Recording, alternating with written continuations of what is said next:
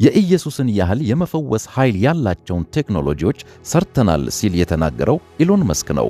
ስለ ኒውራሊንክ ሲናገር ይህ በሰውነት ውስጥ የሚቀበር ቴክኖሎጂ ያለውን ብቃት በተመለከተ የተናገረውን እስቲ እንመልከት። And then later this year we expect to do our first implant for what we call blind sight, where even if somebody has lost both eyes or lost the optic nerve, or perhaps has never seen even if they were blind at birth, it will give them initially limited vision, but I think over time very precise vision, perhaps superhuman vision. Restoring control of people who are tetraplegics and restoring sight, I think, are pretty big deals. Those are what I might call like sort of Jesus level or sort of technologies. Miracles. Miracles.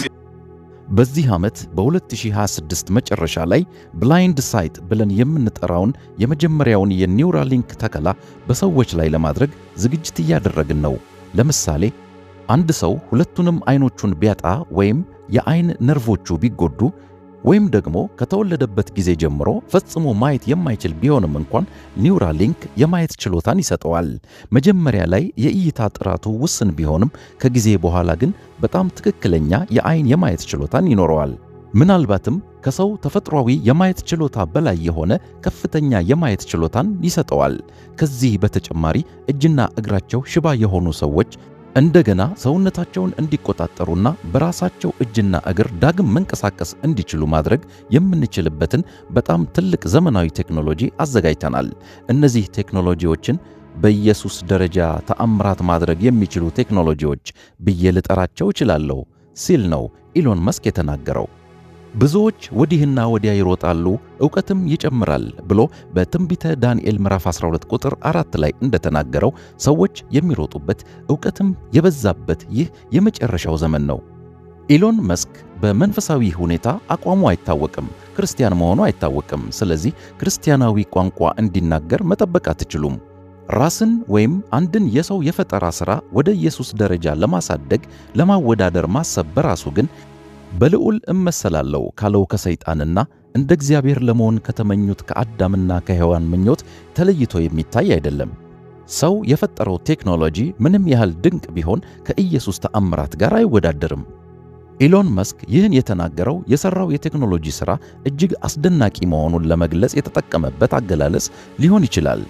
ነገር ግን እንደዚህ አይነት ንጽጽር ሲደረግ ጥንቃቄ ያስፈልጋል። ራሳችንን ከኢየሱስ ክርስቶስ ጋር ማወዳደር የለብንም።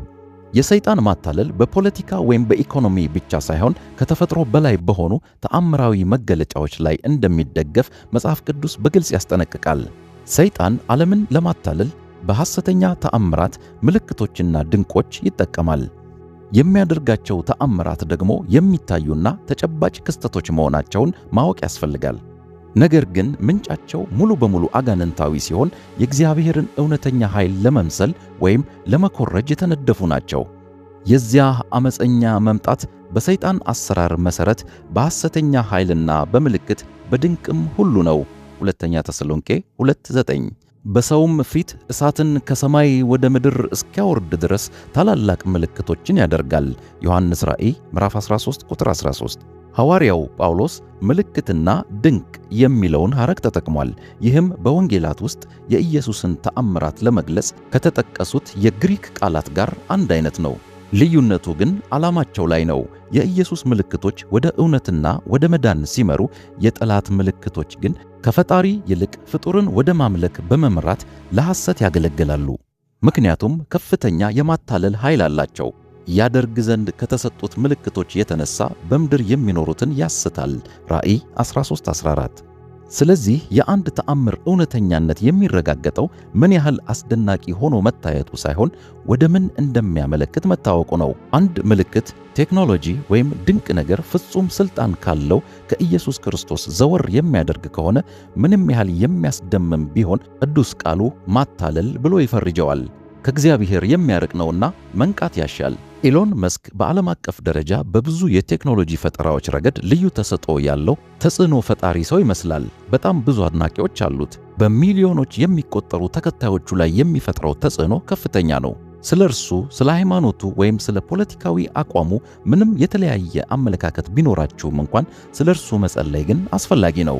ራሱም የሚከተሉትም ይድኑ ዘንድ በቴክኖሎጂ ብቻ ሳይሆን በመንፈሳዊ ማስተዋል የሚሰማባቸው ጆሮዎችና የሚያይባቸው ዓይኖች እንዲኖሩትና የሞትን ኃይል አሸንፎ የተነሳው ዳግመኛ በሕያዋንና በሙታን ላይ ሊፈርድ የሚመጣው ንጉሥ ኢየሱስ ክርስቶስ ብቻ መሆኑን እንዲያውቅ ጸልዩለት። ኢየሱስ ብዙ ተአምራትን አድርጓል። ከሁሉም ተአምራት በላይ የሚያስፈልገው ተአምር ትንሣኤው ነው። ይህ ዋናው ነገር ነው። የናዝሬቱ ኢየሱስ ትንሣኤ በዓለም ታሪክ ውስጥ ትልቁና ወሳኙ ክስተት ነው። እግዚአብሔር አምላክ ሰው ሆኖ በሥጋ የተገለጠበት፣ በመካከላችን የኖረበት፣ የሞተበት፣ የተቀበረበት፣ ነገር ግን እኛን ስለማጽደቅ በሦስተኛው ቀን ከሙታን የተነሳበት፣ የዘላለም ሕይወት የሚወረስበት ድንቅ የወንጌል እውነት ነው። ኢየሱስ ክርስቶስ ኃጢአትንና ሞትን አሸነፈ። ይህ ዓለምን የሚያድን ተአምር ነው። ኤሎን መስክም ሆነ ይህንን የምታዳምጡ ሁሉ ይህ እውነት ለነፍሳችሁ በኢየሱስ ክርስቶስ ስም ይብራላችሁ። የምናየውንና የምንሰማውን ሁሉ አንመን። ብዙ ሥልጣን፣ ብዙ ገንዘብና ብዙ ዝና ሲኖረው ሰው ራሱን ከፍ ከፍ ማድረጉ የተለመደ ነገር ነው። የኒውራሊንክ ቴክኖሎጂ እጅግ አስደናቂ ነገሮችን ሊያደርግ የሚችል ይመስላል። እንዲያውም ሰዎች የሚታገሉባቸውን የሚቸገሩባቸውን ችግሮች ለመፍታት እግዚአብሔር ይህን ዕውቀት ሰጥቶት ይሆናል። ነገር ግን ራሳችንን ከእግዚአብሔር ጋር ማወዳደር ውጤቱ ከሰይጣንም ከአዳምና ከሔዋንም እንዳየነው ፈጣን ፍርድን የሚያስከትል ከባድ ኃጢአት ነው።